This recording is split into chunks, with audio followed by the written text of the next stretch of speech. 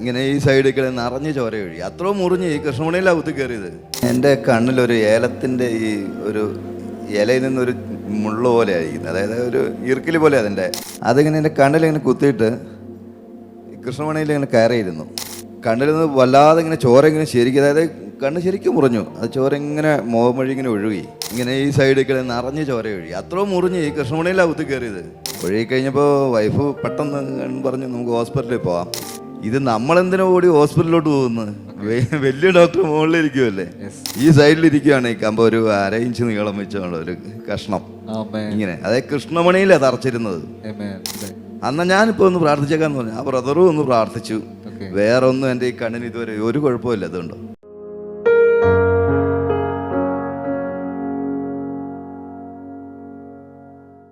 നമ്മുടെ മുമ്പിൽ അനുഗ്രഹിക്കപ്പെട്ട സാക്ഷ്യവുമായി ആയിരിക്കുന്നത് പ്രിയ ജയചന്ദ്രൻ ബ്രദറാണ്. താൻ അനുഗ്രഹിക്കപ്പെട്ട ഒരു ദൈവപൈതലാണ്. തൻ്റെ ജീവിതത്തിൽ കർത്താവ് ചെയ്തൊരു അത്ഭുതം, പ്രത്യേകിച്ച് തൻ്റെ കണ്ണുകളിൽ ഒരു പ്രയാസമുണ്ടായി. ഒരു കമ്പ് കുത്തിക്കയറിയതിൻ്റെ ഭാഗമായിട്ട് കണ്ണിൽ വളരെ പ്രയാസവും വേദന അനുഭവപ്പെട്ടു. എന്നാൽ പ്രാർത്ഥനയുടെ ഫലമായി, താൻ വിശ്വാസത്തോടെ പ്രാർത്ഥിച്ചതിൻ്റെ ഫലമായി കർത്താവ് ഒരു അത്ഭുതം ചെയ്ത സാക്ഷ്യമാണ് നമ്മൾ കേൾക്കാനായി പോകുന്നത്. ജയചന്ദ്രൻ ബ്രദറെ പറയാമോ, എത്ര നാളോട് നമ്മുടെ ചർച്ചയിൽ വരുന്നുണ്ട്? ഞാനിപ്പോൾ ഒരു 8 വർഷമായി. 8 വർഷത്തോളമായിട്ട് വരുന്നുണ്ട്. എവിടെ നിന്നാണ് വരുന്നത് ബ്രദറെ? ഞാൻ വെൺമണിയിൽ നിന്നാണ് വരുന്നത് അല്ലേ? ഓക്കെ. എന്ത് പ്രയാസമാണ് ഉണ്ടായെന്ന് പറയാമോ? അത് എൻ്റെ കണ്ണിലൊരു ഏലത്തിൻ്റെ ഈ ഒരു ഇലയിൽ നിന്നൊരു മുള്ള പോലെ ആയിരിക്കുന്നത്, അതായത് ഒരു ഇറുക്കിൽ പോലെ അതിൻ്റെ ഉണങ്ങി കഴിഞ്ഞാൽ അതിങ്ങനെ എൻ്റെ കണ്ണിലിങ്ങനെ കുത്തിയിട്ട് കൃഷ്ണമണിയിൽ ഇങ്ങനെ കയറിയിരുന്നു. ഏലത്തിന്റെ ഇലയിൽ ഒരു മുള്ളു പോലത്തെ അല്ല, ഇങ്ങനെ ഏലത്തിന്റെ നടുക്ക് ഇങ്ങനെ ഈർക്കിൽ പോലെ ആയിരിക്കുന്നത്. അത് കുത്തി കയറി. അതിങ്ങനെ കുത്തി കയറി. പെട്ടെന്ന് ഞാൻ ഇങ്ങനെ വന്നപ്പോൾ ഇങ്ങനെ അടിച്ചു കഴിഞ്ഞപ്പോൾ അത് കുത്തി കയറി. എത്ര നാളായി ബ്രദറെ സംഭവം?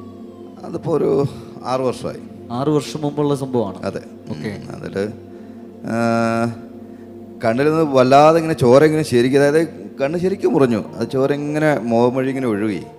ഒഴുകി കഴിഞ്ഞപ്പോൾ വൈഫ് പെട്ടെന്ന് പറഞ്ഞു നമുക്ക് ഹോസ്പിറ്റലിൽ പോവാം. നമുക്ക് അവിടെ അടിമാലിലാണ് ഹോസ്പിറ്റലുള്ളത്.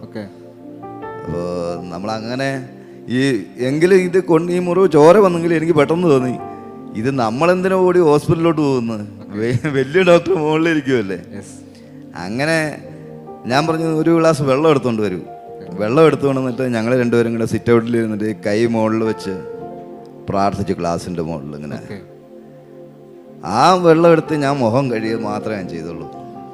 ഒരു ഗ്ലാസ് വെള്ളം എടുത്തിട്ട് ബ്രദറും വൈഫും കൂടെ കൈ വെച്ച് പ്രാർത്ഥിച്ചു. മുഖം കഴുകി. ആ ചോര അവിടെ നിന്നു, വേദനയും പോയി. ചോരയും നിന്നു, വേദനയും പോയി. രാത്രിയിൽ ഇങ്ങനെ കിടന്നപ്പോൾ ഒന്നും ഒരു കുഴപ്പമില്ലായിരുന്നു. ഒരു രാവിലെ എഴുന്നേൽപ്പോൾ ഈ സൈഡിൽ ഉറക്കം കഴിഞ്ഞ് നമ്മൾ തുറന്നു, ഈ സൈഡിലിരിക്കുകയാണ് ഈ കമ്പ ഒരു 1/2 ഇഞ്ച് നീളം വെച്ചുള്ള ഒരു കഷ്ണം ഇങ്ങനെ, അതായത് കൃഷ്ണമണിയിലാണ് തറച്ചിരുന്നത്. ഒരു 2-3 ദിവസം കഴിഞ്ഞപ്പോൾ നമ്മുടെ കഞ്ഞിക്കുഴിയുള്ള മോഹനം ബ്രദർ എപ്പോഴും ഞങ്ങൾ വിളിക്കുന്നതാണ്. അതാ ചോദിച്ചു കണ്ണിനെങ്ങനെയുണ്ട്? ഞാൻ പറഞ്ഞു ചെറിയൊരു കരുകരി പോലെ, ഇത്രയും കുത്തി മുറിഞ്ഞല്ലേ. അന്ന് ഞാനിപ്പോൾ ഒന്ന് പ്രാർത്ഥിച്ചേക്കാന്ന് പറഞ്ഞു. ആ ബ്രദറും ഒന്ന് പ്രാർത്ഥിച്ചു. വേറെ ഒന്നും എൻ്റെ ഈ കണ്ണിന് ഇതുവരെ ഒരു കുഴപ്പമില്ല. അതുകൊണ്ട് അത്ഭുതം ചെയ്തു. ഹോസ്പിറ്റലൊന്നും പോയില്ലേ? ഒരു ഹോസ്പിറ്റലും ഞാൻ അതിനു വേണ്ടി പോയിട്ടില്ല. ബ്രദർ പറയുന്നത് ഈ ഏലത്തിന്റെ കമ്പ് കുത്തി കയറി മുഖം മുഴുവൻ ചോരയാകുന്ന വണ്ണം വലിയ പ്രയാസമായിരുന്നു. അതായത് ഇങ്ങനെ നിറഞ്ഞ് ചോര ഒഴുകി മുഖത്തക്കടെ, ഇങ്ങനെ ഈ സൈഡിൽ കൂടെ നിറഞ്ഞ് ചോര ഒഴുകി. അത്രയും മുറിഞ്ഞ് ഈ കൃഷ്ണമണിയിലാണ് കുത്തി കയറിയത്.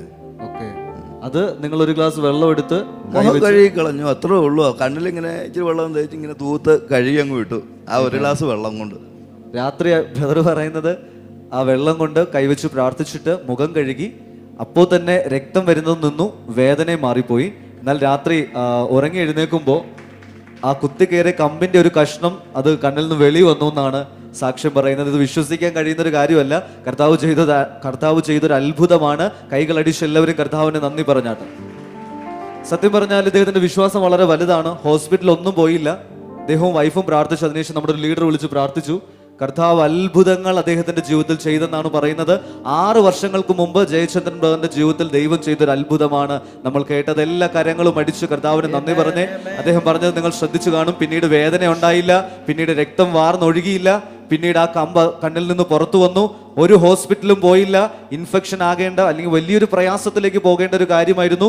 യേശു അത്ഭുതകരമായി പ്രിയ ജയചന്ദ്രൻ ബ്രദറിനെ സൗഖ്യമാക്കി.